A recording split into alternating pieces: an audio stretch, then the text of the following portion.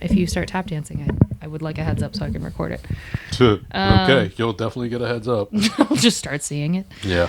This is a test, and you're doing well, Kevin. Great. Okay, are we ready? I'm ready. Okay. Whenever you're ready. You come in when I say, tell us. If you come in before, then I'll punch you in the face.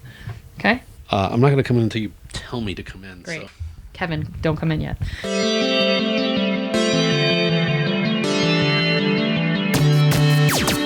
Oh, hi, you're listening to Service from Hell, a podcast featuring people that are currently in customer service positions or the lucky few that got out and all of the good, bad, and infinitely irritating things that go along with that work.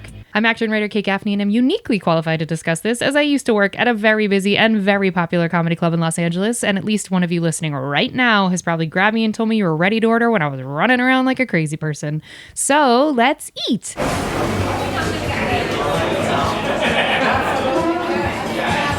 I'd like to welcome our guest, producer, writer, narrative comedian, 6-time Moth Story Slam winner, and New York Grand Slam champion, Kevin McGeehan.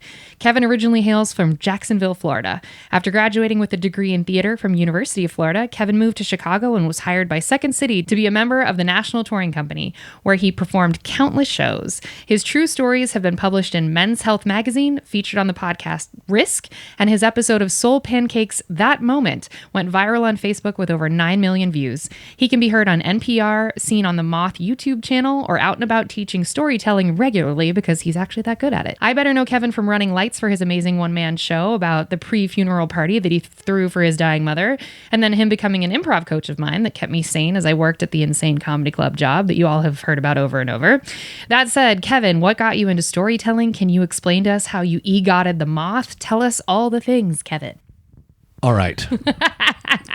Since you narrowed it down to all the things, how did I get into storytelling? Well, the aforementioned thing that you said, where it was the story of the pre-funeral party that I threw for my mother, that was the thing that kind of sparked me into learning how to tell stories, because for the first time in my life, I was actually compelled by something that happened that I felt I need to tell this story, but I don't know how to tell it where it's not just this masturbatory, self-serving, hey, look what happened to me. So I had to figure out how to tell stories to strangers so they would so they could relate to it, and it's not just something that's exclusive to me.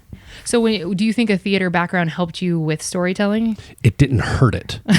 Yeah, it definitely, well, I mean, it added a little bit just the performative nature of it and just the being comfortable speaking in front of people and able to, one of the things Second City teaches you the more you're there, because I worked for them for 23 years. Wow. Yeah. And one of the things that I really got from it was a training of how to get into flow pretty quickly.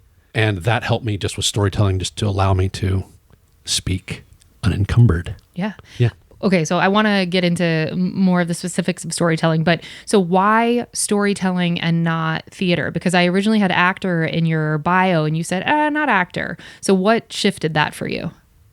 When I moved to Los Angeles and I saw what is necessary to become an actor in Los Angeles, driving all around the city, doing things that are just weird and soul-crushing, I made a conscious decision that, okay, I don't think that's the route I want to take. Why? Why on earth, Kevin? Why wouldn't you? Oh, I thought I just explained it. Oh my gosh. Was I not clear? That's on me. That is on me. Storytelling be damned. Okay. Now you egotted the Moth, and I don't think first of all, people might not know what egot means. And then also, like, I was being an asshole because, like, you just win all the things. So, like, what does that mean and how does one do that? It is a self-proclaimed title that when I realized that for the Moth, which is a storytelling show out of New York, that's an NPR show that focuses on true stories told by people. Can you actually, I'm so sorry, Yeah. We're going to even go further back. How does one get into the Moth? What does that look like? Like, what the what? Well, the first level of it is open for anyone. They have open mic storytelling competitions in, I'm going to make this number up, but it's pretty close, like 25 different cities. Oh, wow. And it's just, they will set up a theme for that show, and then people can come in, put their name in, and tell a story from it. And then of those 10 people that get chosen, one person will emerge a winner that is chosen by 3 judges that are chosen randomly in the audience. And then from there, they are now a Story Slam winner. From there, you go to the next level, which is the Grand Slam. And if you win that from these other 9 storytellers that have also won that, if you win that, you are now the Grand Slam champion. And I've done both of those things. And the other 2 would be the story that you tell is heard by certain listeners that are hired by the Moth, and then they pass that story up to the next level. Then it gets passed up to the next level. So when my story was chosen for the book, the 45 stories were chosen to be in this anthology for their 20th anniversary. And they said the way they described it to me is that the reason my story was found, they said, picture that last scene in Raiders of the Lost Ark with that warehouse with all those crates in it. Said, that's our catalog of stories, and we found your story in that warehouse. So just a happenstance. Happenstance. Wow. It got passed up enough that it made it to that. So they hired me to start touring the country to start telling that story. Then from there, it got put on the radio in the Moth Story Hour, and then it ended up in the book. So I think people, and you may not know the answer to this, I'm putting you on the spot with this.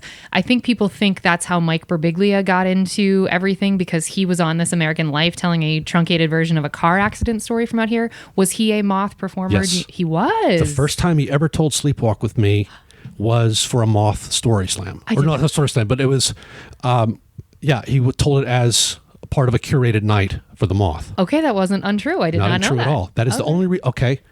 Why'd you get into storytelling? Sure, that story that I wanted to tell. However, it was because I traced Mike Birbiglia's ascension path, and that was the thing I saw in there, is that he started telling his story in the Moth. And then when I heard Sleepwalk with Me, his one-man show where he talks about his sleepwalking disorder, that taught me for the first time that, oh my gosh, you can tell a full narrative with a beginning, middle, and end about a heavy subject, and it can be incredibly funny and fall under the category of comedy show. And that to me was the eye-opening, oh my gosh, that's exactly what works for me in my brain. Because I'm not a stand-up. I don't feel I'm good at jokes per se. But you're not funny, so that's right. Wow, that came up now? There were so many opportunities to tell me this, but just to take me on at the knees right now. Keeping you on your toes, Kevin. Wow. But because he did that, then that became the goal of mine, was to tell the story that I wanted to tell, that was so big and just eating at me to tell it. And that's what I did, is I started following his path. I promise, audience, we did not talk about this ahead of time. I did not know that was truly your path. That's amazing. Yeah, and I had this goal of mine that I wanted to tell Mike Birbiglia this whole story of me doing this, but I kept coming close to being able to do it. And on the day that the Moth flew me out to Austin, Texas to perform this story in their main stage series, to be in front of the biggest audience I'd ever been in front of, doing the biggest thing that I'd ever done on my own, who do I see at the airport at 7:00 in the morning going to their gate with Mike Birbiglia? Fuck off. I'm not going to, because it's true. And I did not say anything to him because it's 7 a.m. and I want this moment to be something real and not just, hey man, could I? So I saved it. But there were also other times where I have friends who are friends of his that tried to set me up to get this story in front of him. But it culminates in, he did a show on Broadway called The New One, which was his story of becoming a father, not wanting to become a father, and then eventually at the end becoming a father. And it's a beautiful, well-told story, and it's quite an amazing thing to put that on Broadway just by himself telling this story. It was an amazing feat from my point of view. Bless him. Went to New York and saw it while it was there. And as you can do after every Broadway show, you can wait by the door to talk to people. It's amazing. And on the night that I was there, no one waited. Shut the fuck up, Kevin. This is I'm not not going to. Story. I'm not going to. True. Not going to stop. What? So I wait there. He comes out, and I say hi to him. He's very nice. And I say, can I tell you a story? And he said, yes. And I told him that I saw the first time I saw him was at This American Life did a simulcast in movie theaters. I saw that same one. That I saw it in a movie theater on my birthday was when it came out, and I saw that and had who is this guy? Yep. And then from there, that just led me on the path to eventually do all the things I had done, until eventually led me to that backstage door of his Broadway theater. And I said, what you taught me and what you inspired me with is that you can do something, like I just said earlier, you can do something heavy with some oomph to it, but you can make it an incredibly funny comedy show. And I worded it a lot more eloquently in the moment because I was ready for this. And he looked at me and he said, legitimately, thank you for telling me that. And it was such a wonderful, full circle moment. But I also got to tell him, to close up this loop, I said, I had an opportunity to tell you this before, but it was when I was in LAX at 7 in the morning, about to go to Austin, Texas to do the biggest thing I'd ever done for the Moth. And I saw you and I wanted to tell you, but I thought it was the best idea not to. And he goes, that was the best choice you could have made. Double confirmation. I love it so much. I really didn't know he was that much of an influence on you. Huge. I mean, it's the only reason I do what I do. Wow. Because I was shown that you can do it and it's an actual thing. Wow. Yeah. So what is, when you say EGOTing, like, so that means, okay, so you did the local competition. Local competition. Yeah. So I've won Story Slams, Grand Slam, did the main stage series, then put on the radio and the podcast, and then published in the book. So what I guess, because I've done it before and it's a deeply intimidating, so overwhelming experience. Did you practice and know what the subject matter was going to be? Because I thought every story slam or every local competition, you find out the subject of the story that you're about to tell immediately, like right then. No. Okay. No. It's you can find out months in advance what they're going to be. Oh, that's why I shit the bed. Okay, great. So you were prepared. Yeah, you can know. You can be. I'm prepared every time I go up. Well, most of the time I go up, I'm really prepared. Okay. Like I'm ready. Like I've got my beats out, and I know the story I'm telling. It's not just. So, what do you guys want to hear me talk about? It's really. How much time do you get? I forget. 5 minutes, you get a warning bell, and then 6 minutes after that, they start taking off points. Oh shit! Mm-hmm. I forgot about that too. Yep. Is that true for even the big shows? Like, or do you get more and more time as you get graduate? More and more time, and they start to pay you. Oh the shit! First 2 levels you don't get paid, but then once they hire you, then you start getting paid. Okay. And if you are lucky enough to be one of the ones where, like, there was a guy who had an amazing story, and they loved it being the opener for a lot of their shows. So he got to travel pretty much the entirety of the U.S. and parts of Europe just telling this story. But the thing is that happens is once it goes on the radio, it's burned. And then you can no longer do it on the road. Oh, wow. So they kept the ball in the air for him just to keep doing it everywhere because they love that story. But then eventually it did get on the radio. And then that amazing journey in his life was then complete. Okay, so do you still tour with them? Oh, no. I'm on the radio, and then that completes that part of the journey. Damn. Do you want to do it again? Sure. But at the same time, like, the odds of it are very slim. Oh, of even getting, like, because winning is even... Because it's also the ones they do for the big main stage ones. Yeah. They are stories. Yeah, they are. That are big. Yeah. And, like, there's only a few big stories you have in your life that... That's true. Unless you're making them up, and it's hard to... Like, there was one... this woman was a dentist in Colombia, and one night the hospital she was working at got taken over by rebels, and she was taken to this basement by gunpoint, and there was this boy on a table with this huge abscess on his cheek, and she was forced at gunpoint to fix this boy because he was the son of the leader of the rebels, and they said if you do not fix him, you're dead. You. Oh, how does one compete with that story? Not well. Like, that's like, I have a lot, like, I had a lot of acne in high school, so I can tell you like that. Like, it's really, so like those kind of things. Like, they're highly curated and they're high end, like, amazing life events. Yeah. So, yeah. So you do that. So you get into storytelling, and now you're teaching storytelling out here, and you're also working on another show, or are you kind of just like, what's your like entertainment journey right now? Slow moving. Okay. Yeah, I went on a journey for the last year and such, and I've been writing about that. So I've actually been doing something that I've been writing about. Hell yeah. So that's been what I've been focusing on. Okay. So we will get to see you performing hopefully within the next year. If not much sooner. Oh, yeah. Okay. Yeah. Okay. Yeah, because I wanted a very big story-worthy journey that we need to hear about. I wouldn't mind you hearing about. Okay. Okay. And why, what got you like drawn into majoring into theater? Like why even start that? You always wanted to be an entertainer? Sure. Is that true though? Well, yes. The main reason I got in the theater department at the University of Florida was because I had a girlfriend who found me funny and talked me into going into a theater program that I was too scared to do. And then I did. And then I met the people that I really liked, and I finally found my people. Oh, yeah. And that becomes like I felt safe and wonderful and appreciated, and I felt like I figured out what I like to do. Wow. So I got a... Theater degree. I was going to add worthless before it, but Of course I'm not, you are. but I'm not going to. That was just self-deprecating, just for the sake of it. Yeah. It just gave me a lot of training, but it also, I had really had no other marketable skill set in which to focus on. So then when I got into improv with Second City, and I found that as my job, and once I was hired there, then that became my job for the next 2 decades. Which is amazing. The joke my father and I always had is that he said to me, once he saw Second City for the first time and saw me there, he said, "You have picked the best way to spend your 20s."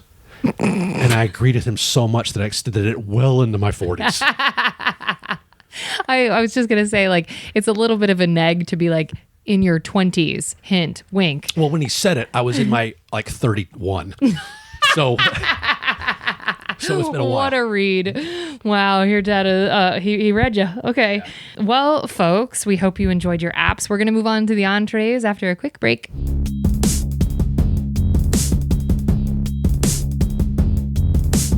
We are back, and now it is time for the entrees. Okay, Kevin, this is the portion where I always call it a speed round of questions. It isn't. This is where you tell stories. But this is just like we ask kind of the same questions every time in this section. People love the juice. So, okay, first question we always start with is, what was your first job ever where the government was taking taxes out? Some people say babysitting paper out, whatever. He's got an answer. Tell me.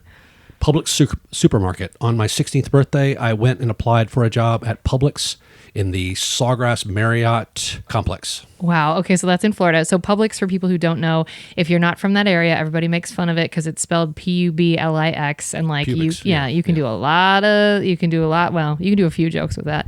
Okay, so at the supermarket, why the supermarket? Why not anywhere else? And what did you do there? Close to my house. Oh, that'll do it. And I was told that if I wanted a car, I had to pay for half of it. So the only way I could do that was to get a job immediately. Okay. And I did because it was the most convenient. And it was the first time I applied anywhere and I got accepted. And because I am inherently lazy, I just went with the first thing that offered me a job. Okay, and what were you, like a shelf? Bagger. Bagger? I put things Groceries in bags. Did they train you on that, or did you just start throwing shit in bags? Nope, you train. You do? I figured. To the point where I am now 51 years old and I still am very good at packing Really? a grocery bag. Yeah. Wait, what's like something they tell It's you? heavy. I mean, it's like basic stuff. It's heavy at the bottom, loose on top. Oh, okay. Yeah, so it's that. But it's like being able to look at the puzzle pieces in sure. front of you Yeah. and be able to put them in there.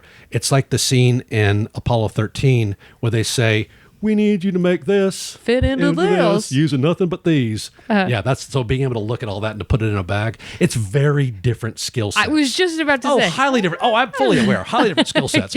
But I'm saying You're an NASA astronaut, is what you're saying. Well, Mazel Tov. You said it, and I'm not disagreeing. Okay, Mr. Astronaut. So you're a bagger. Did you ever want to graduate to cash register? I did. No. I'm so sorry.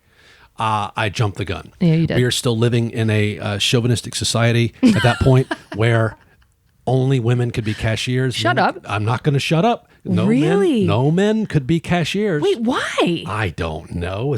I did not even think about that until we're talking about it right now. Yeah, that's the way it was. How weird. Huh. Okay, so were you like angling to try and do it, and they were like, "Sorry, you're not a woman." No. It was never. It was one of those things where it's just not an option because that's just not the way it's done. But the thing you work up towards as a male bagger is A magger. part-time stock. Oh, and that's better? Well, you don't have to deal with people. It's way better. Sure. Is it better? Well, that's very arguable. But it's like you have to get there at 4 a.m. for the shipments. Oh, And you're in high school getting there at 4 a.m.? Weekends. Ooh, Kevin. I'm amazing. Okay, so how many years are you there? 2. Okay, so you graduate to stock person, and then is that where you tapped out, or were you like, now it's time to go to college? Now it's time to go work for the Ponte Vedra Inn Club Golf Club, where I am a golf cart attendant because I'll be making more way money. more money. Yeah. And I have a friend who's gotten me a job there. Okay. And that was my second job and actually more interesting than the first. Wait, why? Because more things happened. Well, I mean, arguably, I guess it's a golf club where people are drinking. I would say this is my worst job. Wait, why? This is for the question later. I'm Yeah, assuming yeah. you're going to ask which was the worst. I'm going to say it was this one. I gave this some thought. Was because there were moments that were terrible. You know how in a relationship, that when you look back on it, if the good outweighed the bad, then you see it as a good relationship. Sure. If the bad outweighs the good, you see it as a bad thing. That's right. There's enough, it's still a good experience, but there was enough bad in there that could teeter on the bad experience. Okay. Here's one. As a golf cart attendant, one of your jobs is to get into a metal golf cart with a metal cage around it and go pick up the range balls. So there's hundreds of them. So basically it's just you hook up this contraption to this metal golf cart with a cage around it, hook up this contraption, and then you drive around the range like you're vacuuming a carpet.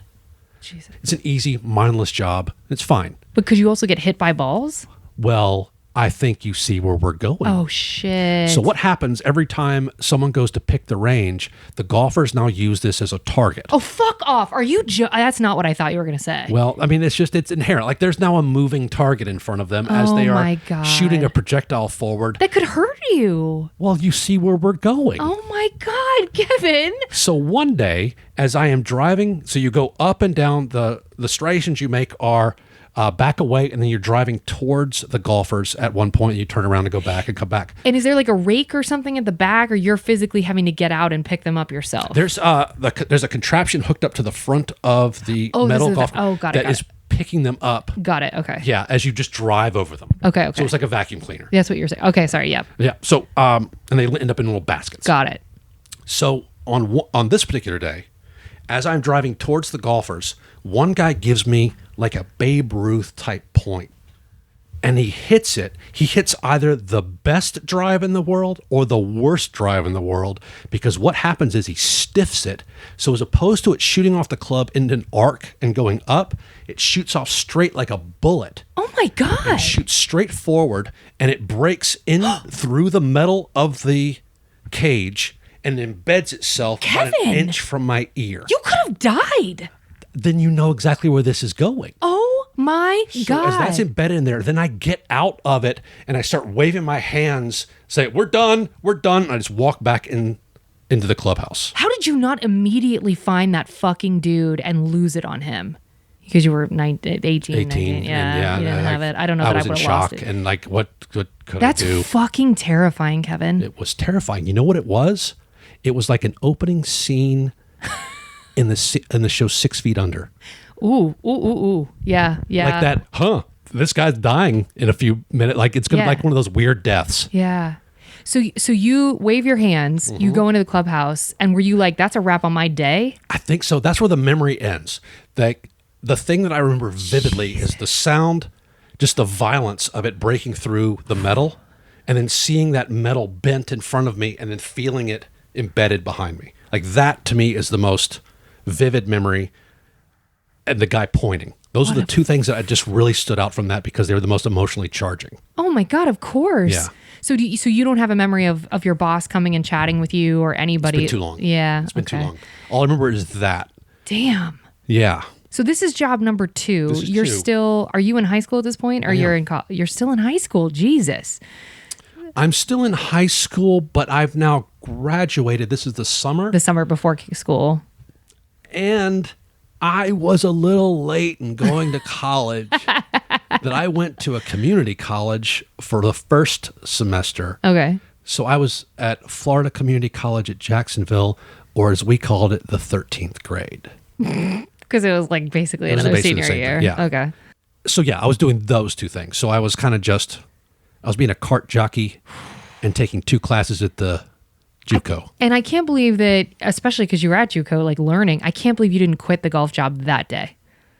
Like, I mean, I guess you might not have had the financial luxury to do so, but that would have been enough of an incident where I would have, I mean, I say that and I don't know that I would have done anything differently, but. Yeah, I don't know. How many customer service jobs would you say you've had total? 8. You already know. Okay. I got prepared. Kevin's prepared. He's a storyteller. Yeah. Okay. Give me the 8. All right. Publix, Ponte Vedra Inn and Club, Where golf was that? cart attendant. Mm-hmm. The next one was Outback Steakhouse for 1 week, where I was a busser.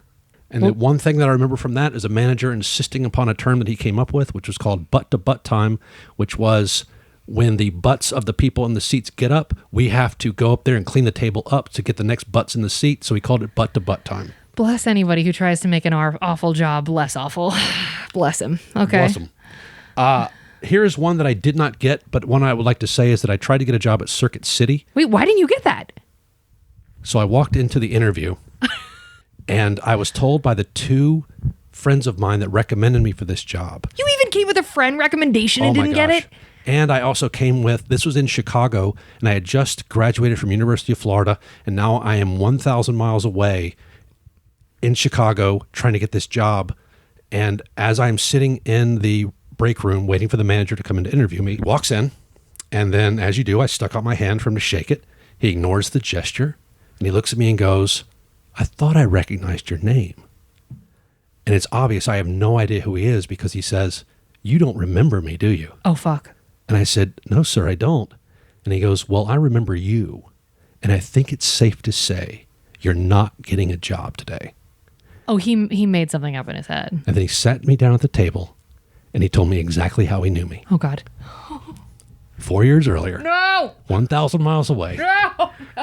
At the University of Florida. No. One afternoon, I'm hanging out with my buddy David at his dorm room in Hume Hall. And as we're in there, this guy knocks on the door, this little squirrely kid from down the hall who has a joint. And he says, hey, I need to smoke this joint. Can I smoke this joint in your room? I can't smoke it in my room because my roommate's being a dick.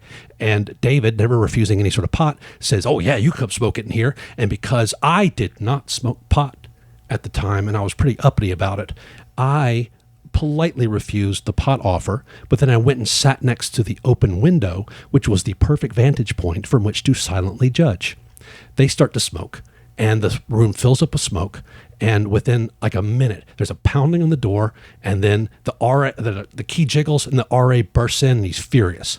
And he says, wait here, I've got to go get the necessary paperwork. He goes back to his room. We have a minute to get our story in order. Little squirrely kid already had 2 strikes against him, said, oh my God, I can't get any more strikes. I'll be kicked out of school. Please, I can't do this. Then me, who was not smoking pot that day, was not going to take any responsibility. So David fell on the sword for all three of us. And he said, I was smoking pot and they were not. And I have a problem. So the RA has to accept our obviously bullshit story that we are released, we are let go, and then I go back and I suffer no other repercussions. David, however, has to write numerous essays about the dangers of drug use. It messes with his academic career. He's got to go in front of disciplinary boards, and I know this because he told me as he was going through it. However, the RA had to go through a tremendous amount as well. He had to go through all those disciplinary hearings. He had to read all those essays. And the reason I know this is because he told me 1,000 miles away, 4 years later. 4 years later in the Circuit City break room. That was the RA. Oh my God. And I said to him, what a fun misunderstanding. I was not smoking pot that day. Truly. And then it got real for me because I needed this job desperately because I was running out of money. And I gave him this plea where I said, please, sir, I really need this job. And something about my plea gave him empathy because he said to me, okay, fine. Could you pass a drug test now? Fuck off. I will die. I will die. Kevin, you're such a good storyteller. And because my worldview had changed so drastically in those 4 years, I looked at him and I said, no, sir, no, I cannot. And he said, well, I guess we're done. And then he walked out of the room laughing. Oh my God. So at this point, I'm despondent and I have no idea what to do next. So I walk out to my car and I just start to aimlessly drive around Chicago. And because I'm cut off by a Honda Civic on Lakeshore Drive, I end up in a part of town that I have never been before. And I go in front of a restaurant called Leona's that has a now hiring sign in the marquee. I go inside, lie about my previous waiting tables experience, and I'm given a job that day. My favorite part of this story and the whole reason I know it so well is that on my first shift, I am introduced to the waiter in the section next to me, who I got along with immediately, and he and I have been best friends for the last 26 years. What's his name? Lance Barber. Hi, Lance. So because of a crime I committed 4 years earlier, Sure. I now was able to meet my best friend of 26 years. You also didn't get stuck working at Circuit City. No which, kidding. From Those everything guys- I've heard. Well, those guys that recommended me were hand over fist making money at that point. Oh, wait, were they? Why? Because they got commission or something? They were like in It was the all sale? commission. And it was a time when that was a boom. Yeah. It was a booming industry that just died. He sure did. I Yeah. mean, it died a quick death. But wow. at that time, it was out of the blue. So they're making crazy fucking money. Okay, so you get hired at Leona's. So now that's my first waiting tables job, and I do Okay. that for 2 years. Wait, but you lied about your experience. How Well- much did you fuck up? Well, I lied about my experience in that, have you ever waited tables before? Sure. No, but I mean, like, waiting tables is not easy, and it is something you have to learn how to do. Well, I also found out that Leona's here's the reason too that I think I was let in. It was that Leona's is a family-owned restaurant in Chicago, and they have I'm going to make this number up, 9 locations. Okay. And they'll sometimes do mass hirings, and sometimes in that mass hiring, the skill levels are sometimes negotiable. Oh, okay. Because they're bringing in a bunch of people at once. It's a big turn and burn kind of place. Okay. So you meet your best friend. Yes. You start working at Leona's. Why only 2 years there? Did Second City come in the mix? No. Okay. Then I got a better job at the next restaurant, which was TGI Fridays. Okay. Now, we have a really good story attached to this particular job that we're not going to tell yet. Okay. Let's get through this list. Okay. And then we're going to go back to the really good story that I know about that I need you to tell in great detail. Okay. So what is after? Can I tease it? Yes, you sure can. So the thing that I told Kate that she does not know the end of this too, I don't. but became intrigued by just this setup, which was with this TGI Fridays, which was in, oh my God, I forgot the name of, whatever. It was in Chicago. Okay. But that franchise was closing. That particular location or all of Fridays? It was in Merchandise Mart. Okay. And that particular Fridays was closing. Okay. Forever. Okay. At 4 p.m. on a Thursday, it was closed forever. But I ended up being the last waiter in the last section in the last 15 minutes of this restaurant being opened. And this guy crossed me. Okay, pause. Stop. Okay, good. Done. That's it. That's all we need. Thank you, Kevin. Okay, Kevin got crossed. That was, how long did you work at that Fridays? How long was it actually open? I was probably there a year and a half. Okay, are you simultaneously working at Leona's or did this replace Leona's? It was a slow transition until eventually it was full at Fridays. Were you making more money at Fridays? Yes. Okay, just because it's Fridays, it's a better location? It was also a better deal restaurant-wise. It was the only restaurant I ever worked at that was in the Merchandise Mart, which is it's a large office building. Okay. There that like the only people you're getting work in the building. Oh, so it's business people. So it's business people, and also between 11:30 and 1, I've never seen a restaurant just hit immediately that it dies off. So you could be out of there really early, and the restaurant closed at 8. Oh, hell yeah. So it was one of those where I sucked up the fact that the way I always described it was, I work at TGI Fridays, where dignity is not on the menu. Because I was still there in the days where it was red striped shirts. Oh, no pins and the singing and all the everything. And the singing and this is what they say the franchise that Waiting, the movie Waiting was written after, was actually a Fridays. That and Office Space. Oh, shut up. That's of course, because they got the striped shirts and okay. So dignity's not on the menu. Correct. What are you doing? You're not bartending. You're just straight serving. I did sometimes bartending, but for the most part, I'm doing service, where I'm wearing a hat that denotes my personality. And which was what? I wore a newsboy cap because they wouldn't let me wear a baseball cap. So I just went and bought some sort of newsboy cap. Why was that better? I don't know. There was just a touch of fascism. Just the slight aroma of it. Just a whiff. But then you also had to have the suspenders with at least 10 pieces of flair. Is that real? Really? At least 10 pieces of flair? And you know how many I wore? 9 to be 10. an asshole. You wore 10? Kevin, you're not a rule follower. I'm so surprised. Well, I'm not going beyond, above and beyond. How about that? Okay, so Fridays is a year and a half. Now, how were you able to occasionally bartend with no bartending experience at a busy location? Between 2:30 and 4:30, it's pretty dead. Okay, so you would teach yourself. I would teach myself. I also, this might come in later, but one of the biggest things I walked out of there was the best advice I would ever give anyone who ever works in a restaurant, which is make friends with the cooks. Oh, yes. Oh, yes, Lord. Oh, my gosh, because there are times I was able to, they let me come back there and cook my own food when it was slow. Wow. And it was so amazing to have just a fully prepped kitchen in front of you. Yeah. So it was fun so it's that make friends with the cooks because they'll also help you in times when you need it. Oh, and you'll be handed your ass multiple times and they will save you. Yes. They also can ruin your life, which has I've experienced that. Okay. So you work at Fridays for a year and a half. Where does Second City come in the mix with this? Are you at this point? So okay. Then so you're not performing yet. Are you auditioning? I'm performing constantly. What are you, where? What are you doing? What was then Improv Olympic, but is now IO. Okay, so you're already in the improv scene. Oh, that's all I'm doing. I'm working these restaurants to stay afloat, And every other moment of my day Isn't improv. is devoted to that. Okay, so are you also signed with an agency auditioning, pursuing acting, or are you just... Yes, asterisk. I have a commercial agent at that point, and I am, but I'm focusing. You know what?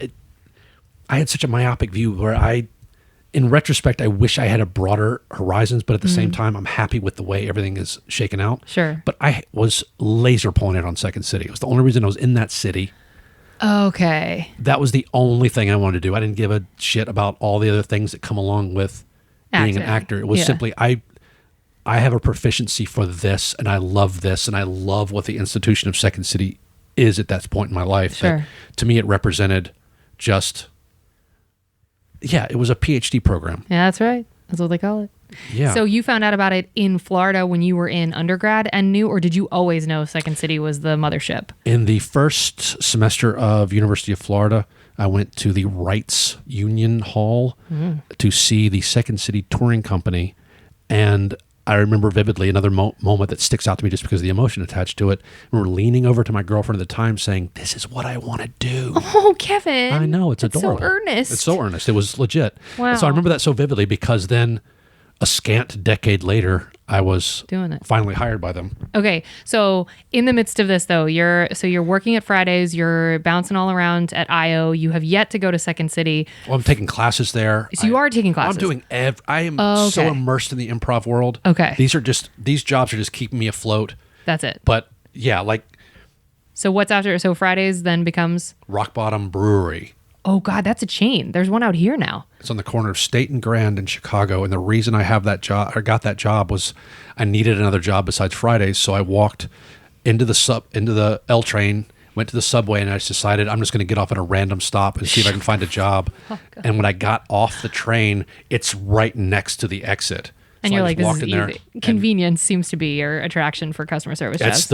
That's it, convenience. Because then I walked in, and a guy that I knew from Improv Olympic was there. in there, and he said, "Hey," and then I said, "I'm coming to get a job." So then he put in a word for me, so it was just an easy process, just through pure coincidence. Now, isn't that great that he didn't have a weed smoking in a dorm room experience with you to interrupt the flow of that friend recommendation and actually being able to get that job? That's a twist of fate. Good job, you. Oh my gosh, so patience. Yeah, just of course, patience. Yes. just patience, playing the long game and not being drug tested and help.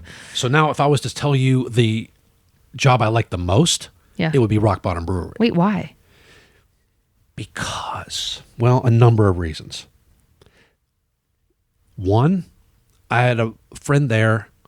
One of my best friends is a guy named Matt Bronger, who's a stand-up comedian. I know this name. I think I've seen him. Is he still a stand-up? Yes. Yeah, I've seen him. Yeah, he's very quite funny. He's quite funny. So at that time, as young men in our 20s who were just so feverishly enjoying comedy so much that he and I got really good at what we called the hit and run.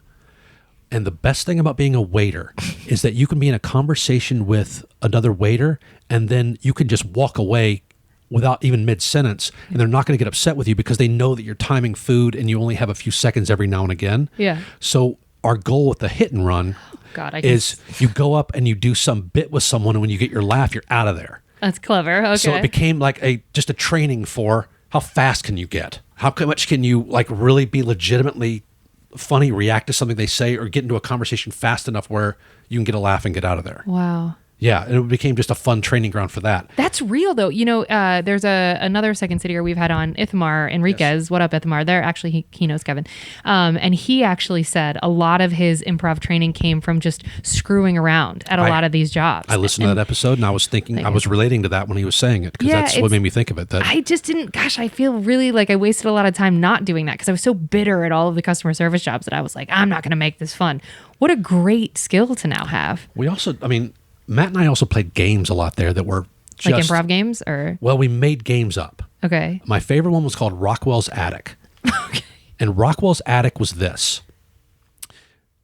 The goal was you had to walk up. So Matt would walk up to me or I would walk up to him, and we would go back and forth. And when it was your turn, you had to walk up to the other, and as quickly, succinctly, and as vividly as possible, you had to describe a Norman Rockwell painting that doesn't exist. Oh my, nerd shit. But it was awesome because then it became it was Norman Rockwell paintings that were hidden in his attic that no one's ever seen. Oh, that's brilliant. So it became the goal of, it was like an Aristocrats type thing of like, what can you do what story can you tell with a Norman Rockwell veneer that we just made each other laugh. So every time we ran into each other, we would purposely walk up to each other and as quickly as possible describe that Norman Rockwell painting. And it just made us laugh. And we would look forward and it made the night just fly by because you're doing your job and you're also thinking like, what's a good one to do next? Yeah. Can you real quick before you go on to the story, I don't want to interrupt, can you explain why you said Aristocats? Because I don't think anyone outside, well, some people outside of like the theater comedy world know that. There's a joke. The only reason I know it is because of the documentary that was on it called The Aristocrats. That. Yeah, that's right. That it's basically one of those standard stand-up comedian jokes where it's just a simple premise. The beginning and end are set, but the middle you make up. And how you make up the middle kind of denotes your personality and how your sensibilities insane and you such. Yeah. So some people go extremely gross with it. Some people go like clever, but it's one of those things that it's kind of a litmus test. Yeah. But that's what it was. Like it's that where we would just fill in the blanks for these Norman Rockwell paintings that don't exist. And did you call it, why Rockwell? Was it because it was called the Rock something brewery or the Rock Bottom Brewery? I've never made that connection until you said that right now. I think it was just y'all were nerds and liked Norman Rockwell. I mean, I think it was just a conversation that it was probably a bit that started that just grew. Okay. Yeah. Okay. And we did that like, it's one of those things where I look back on it so fondly that we may have done it like maybe 3 nights. Sure. But we also wrote a show about it that we put up at Second City called Rockwell's Attic. That's awesome. Yeah. So like that was one of our big bonding things. But that's why I remember that so vividly is because that game led to something else. Sure. But it was just us goofing around as a way to pass time quickly and cleverly. Okay. So that's your favorite job though. And is it just because you happen to meet Matt and like... Well, that's one of the reasons, but it's also that I like the people there. Okay. I also could get away with things. The truth comes out. Yeah, why not? The biggest thing, so like there were a bunch of games, like whatever. I was a man in my 20s who just, I don't know what their hiring practices were. But the females they hired there, it's like beautiful women and whatever dudes. So, like, it became, I loved making Women other laugh. servers. Yeah, oh, why not? Yeah, love it. Yeah, that's okay. It's like, for instance, I remember one afternoon, I was in this section with another woman who I thought was just so pretty, and she found me so funny. So I made up a game called the Spoon Game, which was anytime I got a new table, I had a spoon in my hand. And I would go to the table and greet them, and I would put that spoon at the end of the table, but I wouldn't even acknowledge that I did, and then I'd leave it there. And then whenever I'd come back, I'd take it, then I'd probably move it to another part of their table, but just talking about it. But it was simply for her to watch it and to watch me doing it and to get away with the spoon game. Then I would take it, then I'd move it to another table, but no one ever called me out on it. Ever. No which is what made it hilarious. Yeah. Because she knew the game, I knew the game, but no one else did. Oh, I love that kind of stuff. Yeah. That does I will say the camaraderie amongst restaurant employees to get through the time. That's the best part. Yeah, that is the best part. Because they're usually, at least the restaurants I worked at the time period that I did, it was all people around my age. Sure. Young energy. They were still like hopeful. Hope in their eyes. Yeah, there was a lot. Nobody was like bitter and beaten down yet. Okay. Right. So Rockwell, no, I keep calling it Rockwell, Rock Bottom Brewery. Yes. So you work there now. In the midst of this, you get called up to touring company for Second City because Torco means you really can't have another job. Although financially you need another job, but you're all over the country in theory, right? Yes, but you're also. Here's the other thing. I also left out another job that I was also doing simultaneously as Rock Bottom. What was that? I worked at the Second City box office. Oh, I know. So the reason I did that was because a friend of mine who worked there said to me, because he knew I was vying for this and that was what I wanted. But I don't know if you know this, and it might have just been at the time period, but in the late 90s, white guys were a dime a dozen. What? Yeah. Only at that time period. Only in that time period. We've since graduated. But We've since, wow. yeah. So of course there's myriad men. Wow. So the thing he said to me that kind of changed it, because it was like, just to better my odds, he said, daytime funny here is a very valuable funny. Oh, elaborate, please. Meaning that if you're in the box office where all the producers work all the time and you're funny, they now know you as funny. However, the downside is they also know you as a box office employee. person. This is the problem. That becomes your identity. However, you can break the ceiling How? by making sure that you're not just using that as the only avenue in. You are now known because of it. Now it's your job to do other things to make them want you. Okay. It can't just be, oh, he's so funny in the box office, let's give him a highly coveted job. It's, I know him from the box office, find him very funny, and he's also doing this show, and I heard this is really good about him. Like, so now he's a valuable asset. The thing that sucks about most, well, not sucks. Let's go with sucks. Is it to get someone or an institution or someone to like you, other people have to like you for them to be drawn to you. It's the fucking catch with getting representation. Yes. Yeah. You have to have heat on you before they can help you get heat on you. So it's like, how? So all you, like being in the box office, all you do is like try to find heat other ways, but it just made sure that you now had a reputation. So how'd you do it? When myself and some contemporaries all had moved to Chicago, there was this legendary improv group called Jazz Freddy. And Jazz Freddy, you would see the pictures of it, and in Chicago improv, you would recognize everybody in it. Like, oh my God, they were in that? And anyone who talked about Jazz Freddy would talk about it with just such high esteem. However, we never saw Jazz Freddy, so it was based solely on reputation. So myself and some other people got together and we decided we're going to start something of heavy hitters, of people that have reputation, of a big heavy hitter group, and we're not going to do shows, but we're going to talk about the roster of this group. And the names you may recognize. I'll die. It was me, Matt Craig, I love Matt. Lance Barber, TJ Jagodowski, Jack McBrayer. Oh, sure. Just anybody that doesn't know, Jack McBrayer played the Page on fucking 30 Rock. That's Kenneth the Page. Yeah. And if you were an improv nerd, you know all those names. You know TJ Jagodowski's name especially, but it's just, to us, it was the funniest thing. And there were others on it as well. Raul de la Cruz, Matt Coulson, Kevin Fleming, just to make sure if they ever hear this. But we did that where it was just, anytime anyone heard that roster, They were like, what the that's fuck? great. Yeah, well done. So then that reputation built. Y'all never performed a singular show together. We started doing a bar show that we eventually got kicked out of. Why? But that was the only, and we did one show next to a strip club. Wait. So yeah, so it was basically just, we got random things here and there, but that was one of the ways we got heat on us was we were part of the GOC, the Guise of Comedy, but it was spelled Guise, which was under the guise of comedy, meaning that we weren't real. Oh, God, leave it to comedy nerds to just Nerds. nerd on nerd on nerd. What wordplay? I mean, because Jazz Freddy actually was a group of heavy realsies. hitters. It They was for actually realsies. performed. Oh yeah. But y'all, But why wouldn't y'all want to actually perform? I mean, you said you did the bar Because show we did other stuff as well, but it was also mostly just our excuse to goof around together. and just be idiots. And Okay. it was all friends who were just having a Being great friends. being Okay. friends. But that was our thing that we thought was so funny that let's just see if we can build this solely on reputation. God Nothing else. damn. Okay, so wait, where in the timeline of this, like so you're still doing box office. This is rock bottom, box office, doing improv shows at IO, doing stuff at Second City, and doing this. Like that's all I'm happening. doing. It's all at the same time. Okay. It's all I'm doing. I have so much energy at that point in my life. I miss those years. Yeah. Okay, so wait, going back though, so why did you get kicked out of a bar show as part of Guys?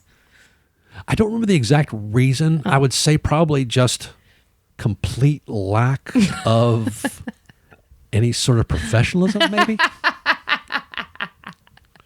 Oh, wait, what? Wait, Okay. like showing up 5 minutes before we're supposed to start, Oh, Kevin. not bringing anyone to the show. not like a maybe- singular human. No, just hoping. Like, Where was the bar that you performed? Bar prov is the worst. I'm sorry. I never we made it fun, but like bar prov is hard. it's hard. It's horrible. It was a back room. Oh, that was well, separated. that's better. However, it's Separated. separated. So Yeah, not a lot of people wandering into your bar show. no, not at all. So you're doing all those things simultaneously. Yes. Then where does Torco come in? Where you so you're getting heat on you because you're doing these things. Yes. So the producers are they starting to pull you aside and be like, "Hey, Kevin, like we may have something for you."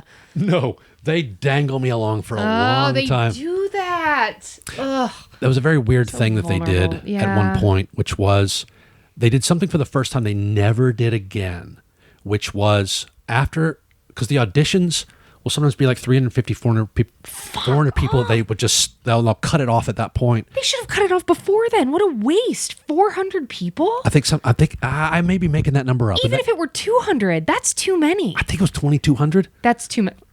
So, That's too many.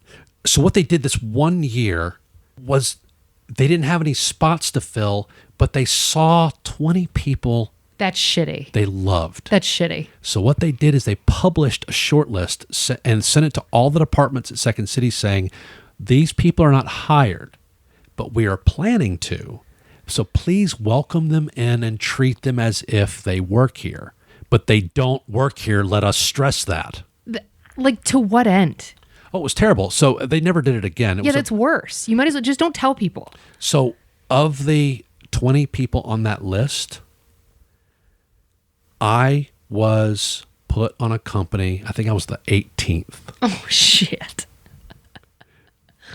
Jason Sudeikis and I were put on at the same time, and he had a full Who? Torco career before I replaced him. Oh, that's lovely. Yeah. I mean, of all the people you're going to replace, might as well be Ted Lasso.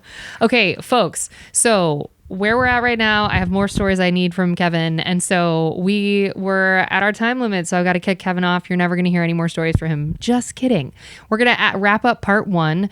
Thank you folks so much for listening. If you want to help us out here at Service from Hell, please write. Well, let me get to the actual, let me read it. Well, folks, we're going to drop your checks now. Thank you so much for listening. If you want to help us out here at Service from Hell, we'd love to have you subscribe, rate, and or review the show wherever you listen. Thank you so much to SiriusXM. She's so funny for having us on right now. Thank you for listening here. That's where you're at. It will help people. It will help. Jesus, Kate, I'm out of my. It will help us reach more people that need to be schooled on the art of being kind. It will be catharsis for those of us still working in the industry. If you want to get in touch with us here directly at Service from Hell, send us your receipts to servicefromhellpodcast@gmail.com. We'd love to hear from you. Remember, if you can't afford to tip, you can't afford to go out. So don't be garbage and be good to people. It's easier that way. Thanks for being on, Kevin. This is Kevin McGeehan is available on all the things. We'll have his info in the show notes, and he will be back next week to promo all the ways that you can see him and hear him. Thank you folks so much for listening. Good night.